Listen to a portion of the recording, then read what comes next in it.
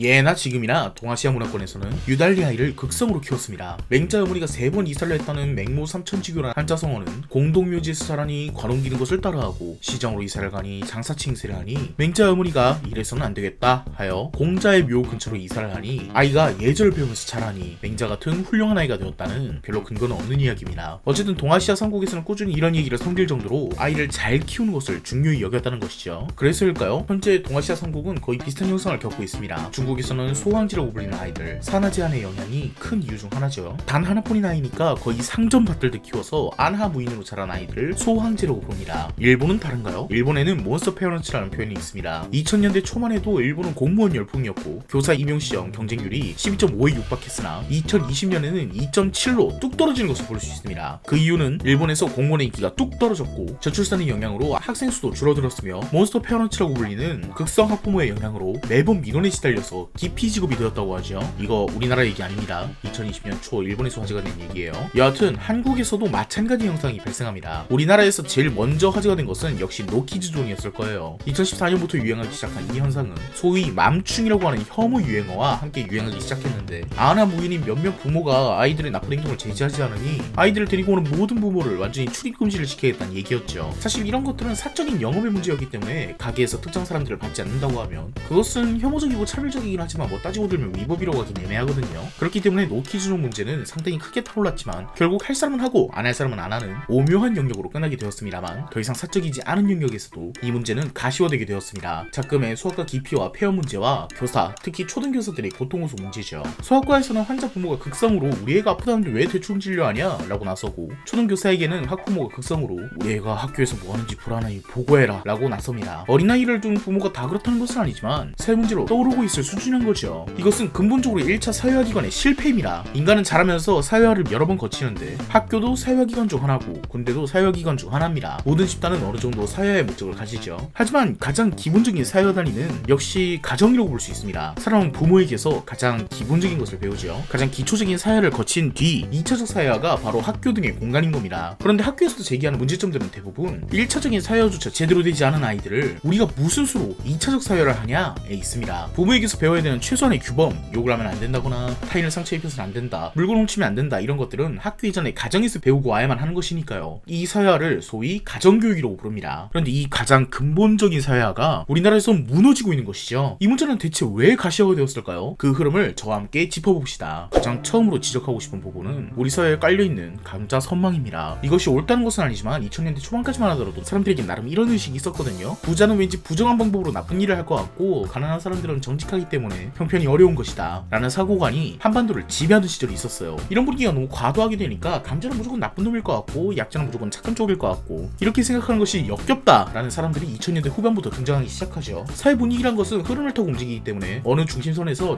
넘실넘실되면서 사고관이 왔다 갔다 합니다. 2010년대 초반이 저는 그 변곡점의 중심이라고 생각해요. 막연하게 약한 사람이 착하고 강한 사람이 나쁘다 라는 의식을 벗어나서 약한 사람에게도 나쁜 점이 있고 강한 사람에게도 좋은 점이 있다 라는 그 분위기. 그런데 우리 사회는 그 관성을 넘어서서 아예 새로운 방향으로 생각을 바꿔버립니다. 사실은 약한 사람이 악하고 강한 사람이 설한 것은 아닐까? 그리고 그것을 뒷받침하듯이 인터넷에서는 상당히 많은 담론들이 올라오기 시작해요. 가난한 사람들이랑 연애를 해보니까 어쩌고, 거지 근성이 있는 사람은 어쩌고, 부잣집 사람들은 길 가면 다 인사하더라, 배달 음식을 시켜도 뭐 깨끗하게 설거지를 하더라, 부유한 자를 덮어두고 욕하던 시절을 넘어서서 부유한 자를 덮어두고 좋은 쪽으로 선망하는 새로운 시대가 열리기 시작했죠. 반대급부로 빈자의 나쁜 점에 대해서 우리 사회는 열심히 고발하기 시작했습니다. 2019년 영화인 기생충이 칭찬받은 점도 그것을 절묘한 밸런스로 보여줬기 때문이죠. 부유한 자는 비교적 선량하게 나오지만 그 안에 깔린 몰이해와 권위의식이 드러나고 가난한 자는 비교적 나쁜 사람으로 나오지만 사실 그 이유 대부분은 그럴 수밖에 없었다라는 사회적인 시각을 전부 녹일 수 있었기 때문이죠. 하지만 기생충이 2019년을 반영했다는 점은 다른 면모로도 볼 수 있는데 우리 사회가 2019년쯤에는 이미 인간은 환경대로 큰다라는 시선을 거의 정설처럼 생각하고 있었다는 방증입니다. 조금 예전 얘기지만 혹시 노력이라는 말이 기억나시나요? 이것도 노키즈존과 언더도그마 뭐 이런 얘기가 유행하기 시작하면서 나온 것인데 2010년대 중반부터는 한국 사회를 누르고 있던 능력주의와 공정이라는 이데올로기가 서서히 붕괴되고 있는 시점이었습니다. 사실 능력주의나 공정함에 대한 의문은 좌익 계열에서 많이 푸는 의문이지만 한국에서는 세대론에 더 가까웠어요. 기성세대는 노력을 해보기는 했느냐, 젊은 세대는 우린 뭘 해도 안 되더라, 이런 식으로 대립하는 구도로 보였죠. 그래서 한국에서 최소한 젊은 층에서는 좌우를 막론하고 노력을 내세우는 것보다는 환경과 배경에 대해서 더 큰 가치를 두게 됩니다. 물론 지 환경과 지 배경만 제일 불행하다라는 일종의 자기 연민으로 흘러간 점도 있지만 여기서 자기 연민 얘기는 곁다리니까 치우겠습니다. 아무튼 2010년대 이후로 사람들은 더 이상 우리 사회는 공정한 편이고 노력을 하면 대부분 극복할 수 있다 라는 그 사고관을 내다 버렸어요. 오히려 태어난 배경대로 살게 되고 사람의 노력은 배경의 범위 안에서만 작동하며 심지어 노력조차 하나의 재능이고 가장 큰 재능은 부모의 재력이다 라는 그 확고한 인식이 세간에 퍼지게 되었죠. 이 얘기 점점 어느 쪽으로 흘러가지 않나요? 네, 그렇습니다. 흑수저론입니다. 마찬가지로 2010년대 중반에 나온 담론으로 우리 사회는 흑수저가 성공하는 것은 너무나도 힘들고 금수저는 너무나도 쉽게 삶을 살아간다 라는 일종의 죽창의식이 감돌고 있었어요. 그런데 이것이 죽창 드립으로 이어지기도 했지만 사실 우리들 사이에서는 조금 다른 방향으로 발현이 되기 시작했는데 그때 마침 일본 단락에서 이야기했던 강자를 혐오하고 약자는 띄워주던 그 분위기에 염증이 나던 사람들이 많았었기 때문에 금수저 흑수저로는 사실 금수저에 대한 공분, 시기, 질투 이런 것들로 이어지는 것이 상식적이지만 반대로 우리 사회에는 금수저에 대한 찬양, 감탄으로 흘러가게 되었습니다. 여기서 성공한 사람들이, 부자들이 더 좋은 사람들이 많다는 기존의 이야기에서 발전하는 부분이 있죠. 좀 전문 용어로는 문화자본이라고 하는데 한국에서도 이 문화자본이라는 녀석이 주목받기 시작한 것입니다. 단순히 돈을 많이 번 부자에 대한 칭송이 아니라 그 부잣집에서 태어난 아이들이 얼마나 바르고 곱게 자라는지에 대한 칭송, 반대로 가난한 집에서 태어난 아이들은 얼마나 힘들고 무력하게 자라는지에 대한 타진, 쉽게 말해서 부모의 사회적 계급에 따라서 아이가 크면서 보고 자라는 것이 즉 견문이 달라진다는 것이죠. 맹자엄마도 돈이 있으니까 3번 이사하지 않았겠어요? 그것도 공자 묘가 있는, 현실로 치면 강남 8학군으로요. 이것을 문화자본이라고 합니다. 교육, 고상한 취미, 자연스러운 외국어 습득 능력, 아이를 데리고 자주 외국에 나갈 수 있는 형편의 부모는 아이가 더 넓은 시야를 가진 어른이 되게 할 수 있습니다. 이 부분의 가장 재밌는 점은 원래 우리는 흔히 자본이라고 생각하면 경제적인 자본만 생각하기 때문에 은근슬쩍 물려받게 되는 문화자본들의 그 큰 영향력을 신경 쓰지 않게 됩니다. 그러니까 많은 사회들은 공정해 보이는 것이죠. 하지만 한국에서는 경제적 자본이 많은 사람이 아이에게 좋은 문화자본을 물려줄 수 있다는 사고가 매우 공고하게 펼쳐지게 되면서 오히려 이쪽에 더 큰 가치를 부여하기도 합니다. 3대가 부자이다가 지금 조금 어려워진 가정, 그리고 흑수저 집에 태어났지만 벼락부자가 된지 둘 중에 더 아이를 잘 기르리라 생각되는 것은 아무래도 전자라고 생각하는 사람들이 많겠죠. 이것은 자연스럽게 두 가지 효과를 낳게 됩니다. 첫 번째는 저출산의 원인이 되겠죠. 가난한 사람들은 자신의 아이가 자신과 똑같이 자랄 것을 염려함이라 가정폭력을 겪으면서 자란 아이는 가정폭력을 대물림할 가능성이 높다는 통계를 근거 삼아 자신이 아이를 낳지 않아야 할 이유를 찾습니다. 이것은 일종의 학습된 무기력입니다. 가난한 사람들은 더 이상 재생산을 꿈꾸지 않습니다. 우리 사회는 배경이 대부분을 좌지우지한다고 깊게 믿는 사람들이 많아질수록 배경이 안 좋은 사람들은 철저히 무기력해집니다. 혹은 여러 사정으로 아이를 갖게 된 자신이 좋지 않은 배경이라고 생각하는 부모는 아이에게 죄책감을 갖게 됩니다. 내 아이는 가난한 집에서 태어났다는 이유로 남들보다 견문도 경험도 부족한 채로 성장하고 부유층이 되지 못할 것이다 라는 강렬한 무력감이죠. 그리고 우리 사회는 희한하게도 중산층이 자신을 빈자라고 믿는 사회이기 때문에 이 얘기는 제 다른 영상에서 주로 나오는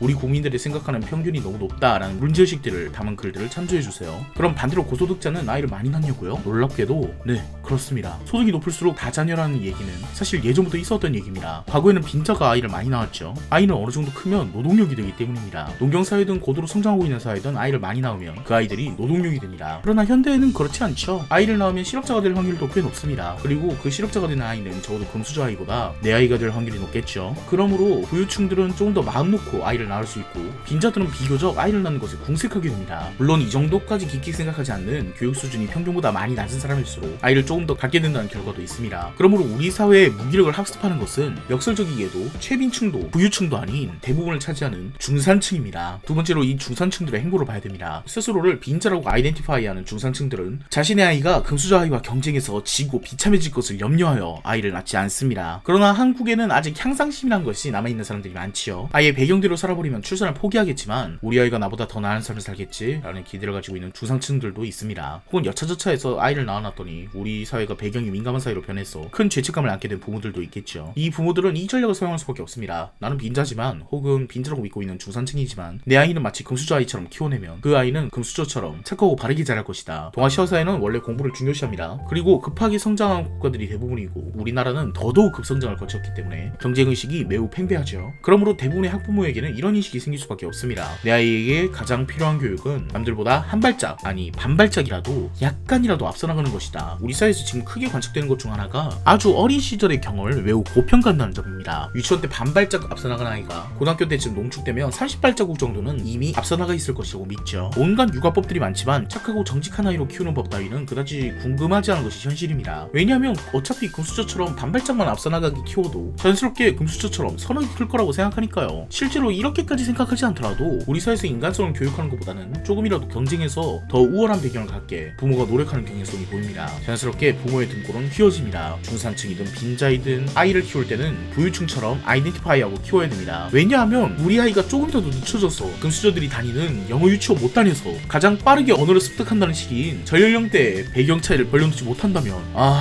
내 아이에게 내 배경을 물려준 것이 되어버립니다. 부모가 인성교육할 시간이 어디 있겠어요. 등골 휘어져라 일하고 집에 오면 애 학원 400억 돌려야죠. 착하고 바르기만 잘하거라. 1900년대 시대착오적인 공익광고 멘트에 불과합니다. 남들보다 부자로 크면 알아서 착하고 발라질 것입니다. 즉 학부모의 갑질의 근본적인 원인은 학부모가 무슨 사이코패스여서라기보다는 우리 사회가 부여하는 자녀 양육에 대한 크나큰 죄책감에서 기인한다고 봅니다. 원래도 애착 양육이 문화권의 사람들이 아이를 가난하게 자라는 것은 이 세상 최악의 행동이다 라고 생각하고 있으니 우리 집은 형편은 좋지 못하지만 밝고 건강하고 사회성 좋은 아이로 자라라 같은 시대에 뒤떨어진 이야기를 할 수 없습니다. 우리 집이 형편이 좋지 못하더라도 우리 아이를 최선의 환경에서 자라게 해줘야 그것이 부모의 도리를 다한 것입니다. 선순위가 바뀐 것이죠. 약간 궤는 다르지만 아동을 가르칠 때 하면 안 된다는 것들은 또 엄청 많습니다. 솔직히 선량한 아이를 키우는 것보다 영어 잘하는 아이를 키우는 것이 훨씬 더 쉬운 방법입니다. 왜냐하면 전자는 뭘 어떻게 키워야 되는지 모르는데 후자는 그냥 영어 유치원에 갖다 박으면 되기 때문입니다. 실제로 그렇게 되느냐는 차치하고 방법이 명료해 보이느냐 아니냐에는 큰 차이가 있죠. 그러니 가정 내의 사회화는 기대하기 어렵습니다. 더 나아가서 가정 외의 사회화 시도도 부모 입장에서 매우 껄끄러운 것이 됩니다. 지금까지 말한 것을 종합하면 부모의 제1 목표는 우리 애를 네 집 개똥이 취급받지 않게 하는 겁니다. 우리 사회는 평균의 인물을 매우 깔보기 때문에 우리 애가 평범한 애로 크는 것은 하나의 위협이 아니라 부끄러움입니다. 아이를 사실 평범하게 키운 부모도 대단한 건데 그런데 사회화 과정은 자연스럽게 우리 애를 네 집 개똥이처럼 다루게 됩니다. 당연하죠. 우리는 평등하고 같다라는 걸 가르치니까요. 그런데 네 집 개똥이 마냥 취급을 받으면 몇몇 극성인 학부모 입장에서 이런 사고관이 될 수밖에 없는 거죠. 내가 이토록 등골 휘어서 가르치고 반발짝이라도 더 앞서 나가게 하려고 하고 자신감 있게 아이가 자랐으면 하는데 교사가 우리 애를 남들 앞에서 면박을 줘? 의사가 우리 애를 별거 아닌 거 취급해? 이거 참을 수 없는 일이 됩니다. 그러니 근본적인 문제 해결법은 역시 문화를 바꾸는 것입니다. 당연히 가장 어려운 일이죠. 지금 뭐 이런 거 방지하겠다고 의사한테 부모가 토달지 못하게 하기, 교사에게 부모가 연락하면 사형 이런 거밖에 얘기가 안 나오고 있지만 근본적으로 해소되어야 되는 것은 우리 사회가 너무 배경과 환경이라는 요소에 모든 것이 매몰되어 있는 시각을 피하는 것입니다. 당연한 얘기지만 금수저 중에도 미친놈이 있고 가난한 애기 중에도 성공하는 애가 있지요. 근데 예전에는 공익광고 협의회 같은 데서 이런 얘기 많이 했던 것 같은데 요즘에는 뭐 노담 세대니 뭐니 개소리나 하고